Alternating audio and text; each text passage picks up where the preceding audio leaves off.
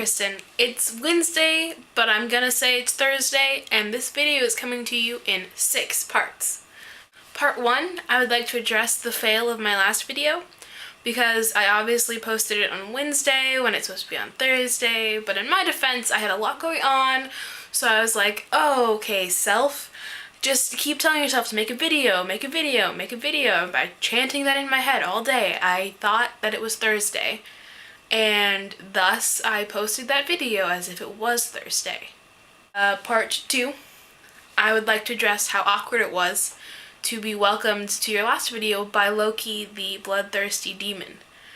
That was a very nice touch. You know, the knife in his hand still wet with the blood of his victims. I'm assuming it's more than one because that was quite a lot of blood for a butter knife, so just saying. Part 3, Doctor Who. I understand your not understanding of the numbering of the doctors. In fact, if it wasn't for the bloggers and vloggers that I follow that like Doctor Who, I wouldn't know as much about it as I do. So that's why I know anything, really, besides having watched it since then. So I'm going to put a link in the TARDIS to a video by Charlie Sokulike about Doctor Who. Also, I would like to point you in the direction of a Perry Grip song about Doctor Who.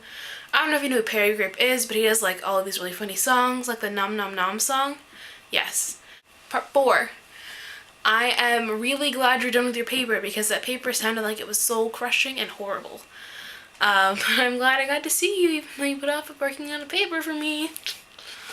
Also, your sweater was excellent. I've heard people tell me in jokes that when scientists at NASA encounter a problem that they really can't solve, someone will say, "Hey guys, come on, it's not rocket science." And then a person will be like, "But it is," and they'll all laugh. Part 5 is today. Today's Thursday? No, it's not. I'm just a liar. Today is Wednesday. And yesterday, my aunt and uncle from San Jose came into town. It's made being here kind of weird because I'm leaving, so I'm all packed and stuff, but I'm not living in my room. So I feel like weird to know that I only really have tomorrow before I leave. Yikes. Thursday is my last day in Santa Barbara. That is weird to say out loud. Anyways, it puts a whole different dynamic on things if I'm not just with my family. I'm not sure if it's good or not, but it's the way it is. Part 6, the final part of this video, is the story, because tomorrow when you see this video, it will be the last Thursday of the month, which means I owe you a story. So I'll tell you a little bit of background on this story before I jump in. It's that short story series I was talking about. And I really, so far, all it is there's a girl named Georgia, and there's a boy named Brendan, and what do you think happens? I don't know if you've ever heard the song Georgia on My Mind. I'll put a link in the TARDIS to it. It inspired the names for these stories, and that's why her name is Georgia. Well, not why. I heard the song a while ago, and then like I just was writing the story and I needed a name for a girl, and I was like, Georgia, that's a good name. Kind of strange, you know, like you don't hear that every day. Not like Kristen or anything, but and then I remembered that was like a perfect song for this thingamabobber. So I'm gonna read to you now, and this should be interesting. So here it goes. There were so many things about Georgia that Brendan found distracting. They sat across from one another at a small antique table in the stupid, dimly lit coffee house that Georgia liked so much. Tonight, the place was packed with teenage hipsters in their knitted hats and layered scarves as they sipped on their hot cups of liquid adrenaline and dangled smoldering cancer sticks dangerously from their lips. On this night, the stupid coffee place hosted a local artist who pounded away on his expensive-looking keyboard as he sang about something that gave everyone in the room pensive looks. But it was Georgia's face that was distracting, as usual. But this time the distraction was welcome. Her black shaggy bangs nearly obscured her eyes, but Brendan could see the small crease between her eyebrows as they furrowed in concentration, and he could see her green eyes widen at times, her dark lashes perfectly framing her wide orbs. His eyes trailed down to notice her nose, the way the small amount of light in the room somehow served to accent the splash of freckles that fell there, contrasting with her pale skin perfectly. Next was a dip just above her top lip, small and perfect, and then her full lips. Perfectly, well, if he was perfectly honest, perfectly kissable. Even with her lips pursed in thought, he could see the memory of her wide, crooked smile that hid beneath them, and that made him smile.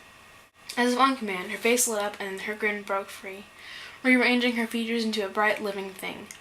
Less porcelain doll and more, well, Georgia. "What did you think?" she asked as she wrapped a pale, long-fingered hand around her paper cup.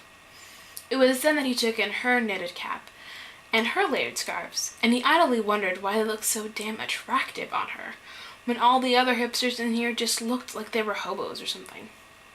"I think you're gorgeous," he murmured, picking up his own glass of water, smiling around the rim at the scowl George had sent his way. She hated when he used lines like that. "You weren't even listening," she grumbled as she began to stand and straighten her jacket. "I was," Brendan replied easily, coming to her side to help her with her coat. "But I can look and listen at the same time, too, can't I?" Georgia rolled her eyes and snatched up her purse.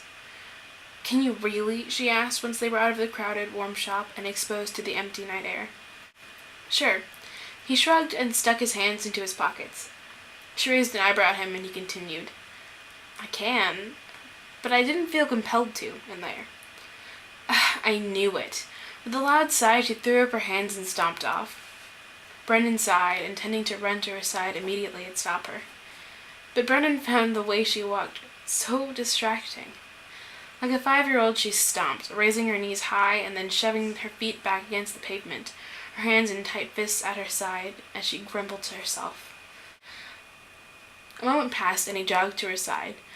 A wide smile spread across his face. And he thought that if Georgia was a distraction, he was very happy to be the one for her to distract. So it was just a little cheesy something for them, because a lot of the story is Georgia-centric about what she's doing and how that affects Brendan. And this is that in a different way, like Brendan just observing instead of Georgia forcing herself to be observed, kind of. You don't get it from this, but she's very crazed sometimes. So, next time we talk, I will have moved. Yikes. Oh, I lied. There's a secret extra special part here for staying through thatness. Secret bonus part. Da-da-da! So, yeah, you coming to visit me. You said July, right? And you asked me to look at my calendar. Well, look at my calendar. Empty. Bereft of everything because I'm saving myself for you. Wink. Seductive wink. Alright, Kristen, that's it for me. I am probably gonna edit and then go to bed because it's late on Wednesday. Yeah, with relatives here, it's awkward to make videos in my room, so I'm in the office, if you didn't notice. But anyways, I'm excited to hear from you on Tuesday.